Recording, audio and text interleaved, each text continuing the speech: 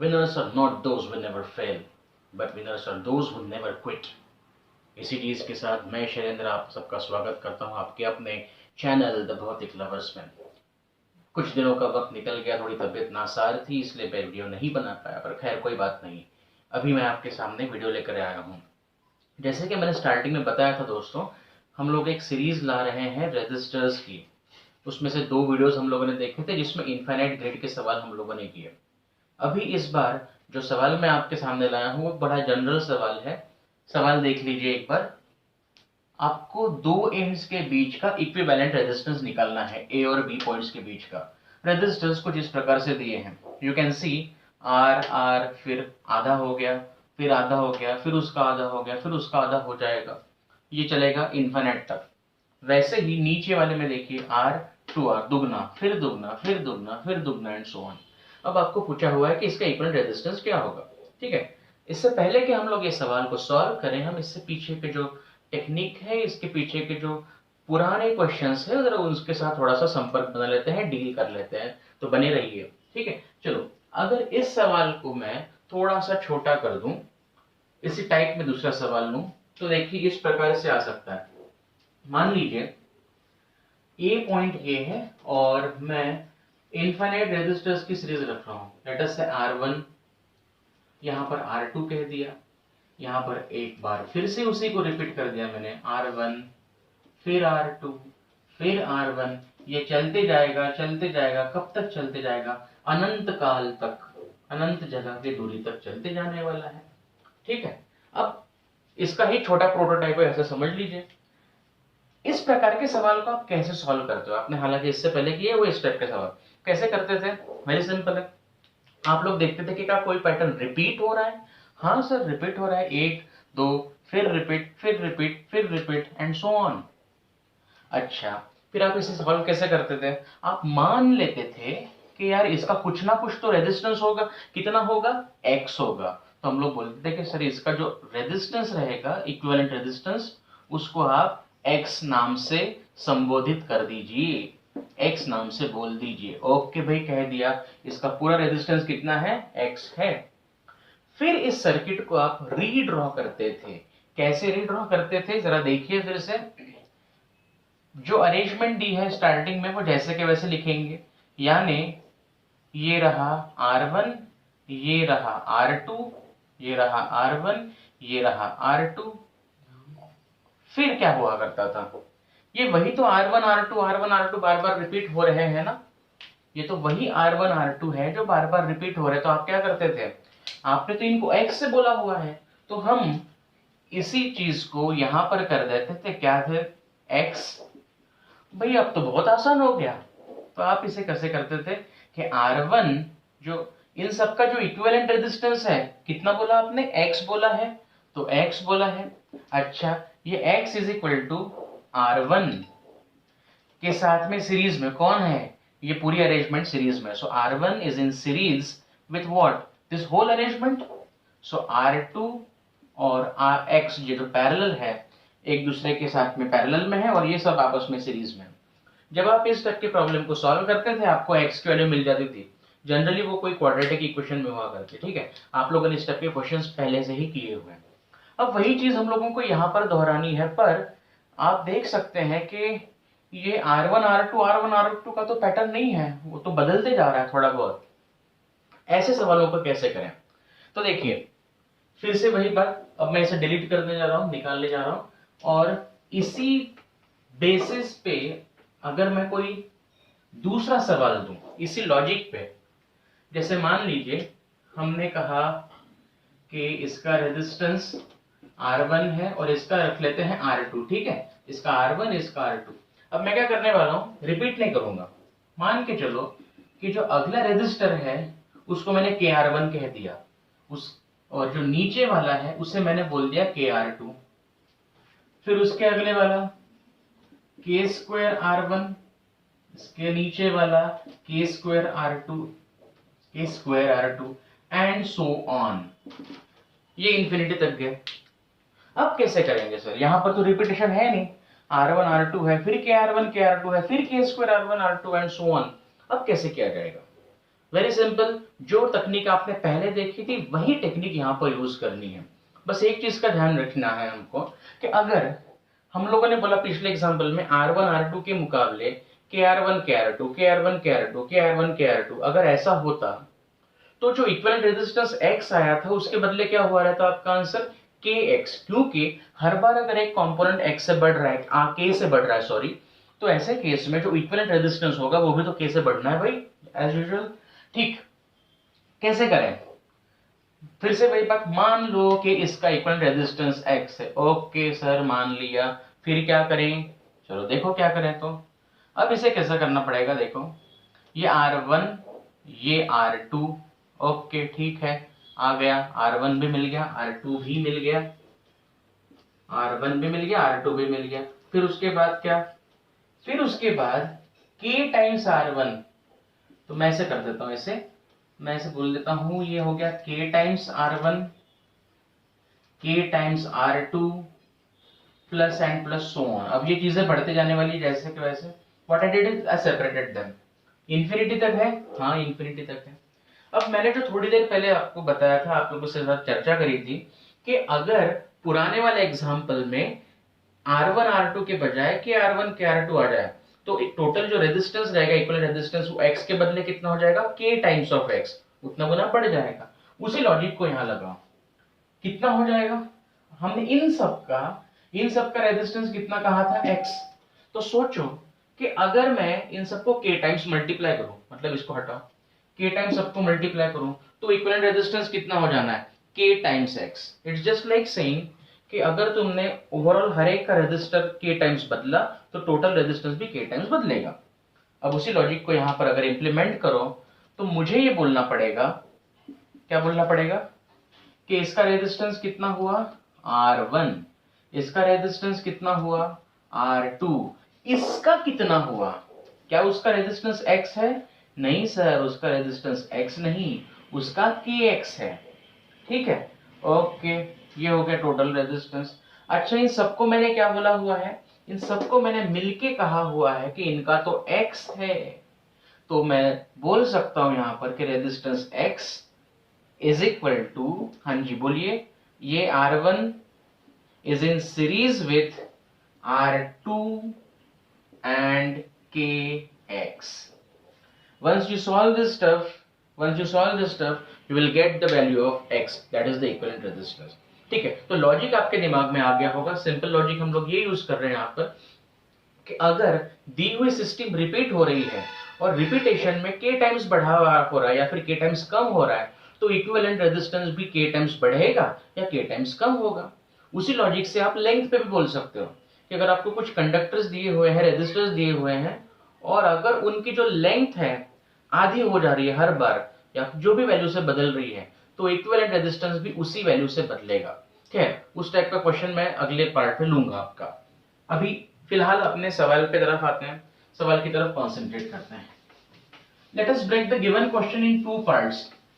इस सवाल को दो हिस्सों में बांट दो, ऊपर का और नीचे का। ठीक है, तो ये ऊपर का पोर्शन, एक काम कर देता हूं मैं, इसे बोल दे देता हूं C। तो मुझे जो रेजिस्टेंस ढूंढना है वो AC और CB के बीच में ढूंढना है। So AB is equal to AC plus CB वाला पार्ट। तो पहले ऊपर वाले पोर्शन का देखते हैं।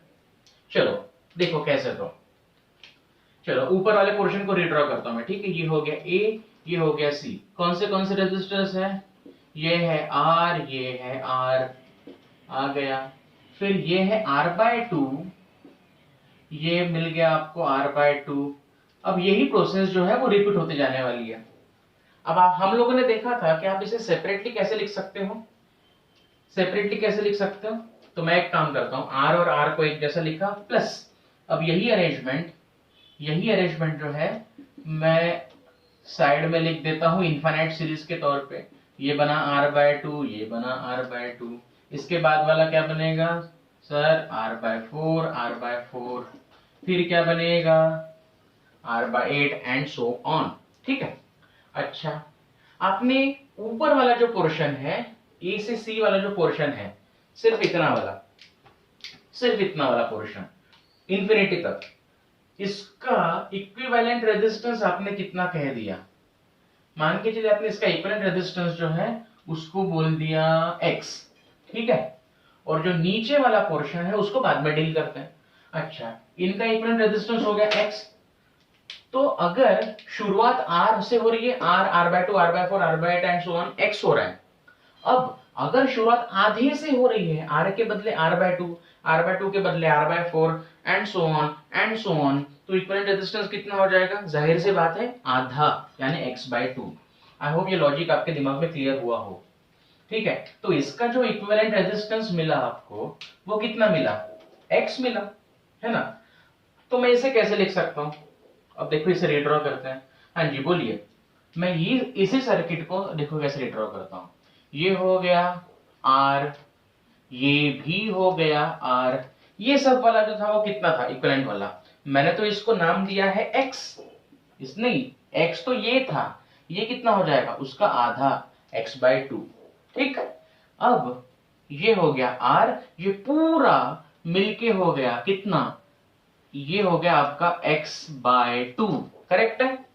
ठीक है सर। और इनका टोटल मिलके कितना हो जाएगा? इन सबको कितना बोला है आपने? इन सबको कितना बोला है आपने? वो तो x कहा हुआ है, तो मैं इससे बोलते वक्त बोल सकता हूं, क्या बोल सकता हूं कि r प्लस, हाँ जी ये दोनों आपस में पैरेलल है पर इसके साथ सीरीज में है, so r plus r and x/2 are parallel to each other, और इन सब का जो आंसर है वो कितना आने वाला है? वो तो x आने वाला है भाई। दोबारा बताता हूं क्या क्या मैंने, ओवरऑल था कितना? x था, ठीक है, मैंने उसको सेपरेट किया दो पार्ट्स में, ओके। अब आप देख सकते हैं यहाँ पर शुरुआत r से हुई, यहाँ पर r/2 से हुई, तो ओवरऑल इसका अगर रेजिस्टेंस x है तो इसका कितना होगा? x/2। सर्किट को रिड्रॉ करो, कर लिया, बस इसको सॉल्व करना है, आपका आंसर अपने आप आ जाएगा।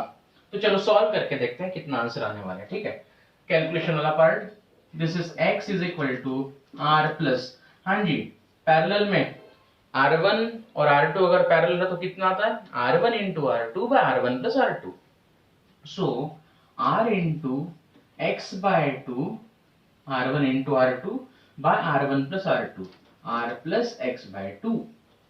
अब देखिए कितना होगा, मेरे पास जगह नहीं बची है ज्यादा, इधर लिख रहा हूं, हमें मिल जाएगा x is equal to r plus, हाँ ये हो गया rx/2 upon 2r plus x/2, 2 दोनों तरफ से कट गया, आपको मिल जाएगा 2r square plus rx plus rx by 2r plus x। ठीक है, हाँ जी ठीक है। Then when you solve the whole stuff, इस पूरे चीज को जब आप सॉल्व कर लोगे, देख लीजिए आपका आंसर कितना आ रहा है। आपका आंसर आना चाहिए x is equal to how much, multiply कर देना, क्रॉस मल्टीप्लीकेशन, तो आपको उस साइड से मिल जाएगा 2rx प्लस x स्क्वायर, ठीक है, cross multiplying, is equal to 2r square plus 2rx, 2rx ने 2rx को मात दे दी, x square is equal to 2r square, तो x इज इक्वल टू आपको मिला प्लस माइनस √2r। अब रेजिस्टेंस तो नेगेटिव में हो नहीं सकता, तो हम लोग क्या कर रहे हैं यहाँ पर, x is equal two plus √2r, ये एक चीज हमको मिल गई। यानी जो ऊपर वाला सर्किट है उसका रेजिस्टेंस कितना हुआ? √2 टाइम्स ऑफ r। ठीक है, यहां तक हो गया। अब नीचे वाला ढूंढना कोई बड़ी बात नहीं है, अगर आप प्रॉपरली देखें C2B रेंज है, इसमें सारे के सारे एक दूसरे को पैरेलल हैं, तो नीचे वाले का अगर रेजिस्टेंस मैं बोलूं y है, ये जो नीचे वाला सर्किट है उसका रेजिस्टेंस अगर मैं कहूं कि वो y है, तो देखिए क्या मिलेगा आपको, 1/y, है ना, equivalent resistance is equal to 1/r plus 1/2r plus and so on, infinite तक जाएगा वो, 1/2r 1/4r and so on. अगर आप प्रॉपरली देखें 1/r मैंने कॉमन ले लिया, आपको मिला 1 plus 2 to the power minus 1 plus 2 to the power minus 2 and so on, इसको मैं 2 टू द पावर 0 बोल देता हूँ। ये तो जीपी दिख रहा है ना, sum of GP, and what is the value of sum of GP, कितना आता है आप जानते हैं ऑलरेडी, ये ऊपर वाला पार्ट यहां से मिटा देता हूं मैं, कितना आता है बताइए। सम ऑफ जीपी का formula you all must be knowing कि अगर इनफाइनाइट सीरीज हो तो समेशन जो आता है जीपी में ज्योमेट्रिक प्रोग्रेशन में कितना होता है a/1 - r। ठीक है भाई, यहाँ पर a कितना क्या है, फर्स्ट नंबर जो कितना हो गया 2⁻0 यानी कि 1। r क्या हो गया उनका रेशो, ये 2⁻0 है, ये 2⁻−1 है, कितना हो जाएगा इनका r की वैल्यू 1/2। ठीक, और इसीलिए इनका जो समेशन हो जाएगा, समेशन ऑफ जीपी यानी कि 1/y वो वैल्यू कितनी हो जाएगी 1/r इंटू, हाँ जी बोलिए, a है 1 upon 1 - r 1/2, this is how much 2/r, और इसीलिए y की वैल्यू कितनी मिली आपको r/2। चलो अब हमने सवाल को आसान बना लिया है। इसका रेजिस्टेंस कितना निकला आपका पूरा √2r, इसका रेजिस्टेंस कितना निकला आपका r/2। क्या अब मैं आसानी से दोनों का कॉम्बिनेशन करके सॉल्व कर सकता हूं? बिल्कुल कर सकता हूं, कोई बड़ी बात नहीं है। तो कितना आंसर आएगा जरा देख लेते हैं। इसी सर्किट को जब मैं रीड्रॉ करूंगा, I can say it like this कि ये रहा ए जंक्शन, ये रहा ए जंक्शन। ए से सी तक का रेजिस्टेंस कितना है, ए से सी तक का रेजिस्टेंस कितना है, वो तो √2r है। और सी से बी तक का रेजिस्टेंस कितना है, वो तो r/2 है, r/2 है। तो भैया ए से बी तक का रेजिस्टेंस कितना हुआ, वो हो गया r/2 प्लस √2r। इसलिए आपका फाइनल आंसर कितना आ जाता है 1/2 plus √2 times of r। This is your answer. ठीक है, I hope you got the question. थोड़ा सा लंबा हो गया पर एक्चुअल में हम लोगों ने 2-3 कंसेप्ट को इकट्ठा करके किया हुआ। तो as a part of nutshell what can we say कि जब भी आपको सीरीज अरेंजमेंट्स दी हो इनफिनिट वाले कुछ इस प्रकार से, तो आपको क्या क्या करना चाहिए। पहला आपको देखना यह है कि उसमें कुछ सिमिलैरिटीज हैं क्या। अगर सब एक जैसे हैं r1 r2 r1 r2 तो कोई बड़ी बात नहीं, सबको x करके कर सकते हो। अगर उनमें कुछ स्पेसिफिक रिलेशन है, जैसे एक के मुकाबले दूसरा n टाइम्स बड़ा या छोटा है, तो किस प्रकार से ब्रेकअप करके सॉल्व किया जाता है ये भी हमने देखा। ठीक है, so over and overall logic क्या है कि सबको इक्विवेलेंट रेजिस्टेंस ढूंढ लो कितना आता है, और अगर रेजिस्टेंस बढ़ते हैं या कम होते हैं तो इक्विवेलेंट रेजिस्टेंस भी उसी अमाउंट में बढ़ेंगे या फिर घटेंगे। Alright, that's it for today friends, thanks a lot for watching, have a good day, bye.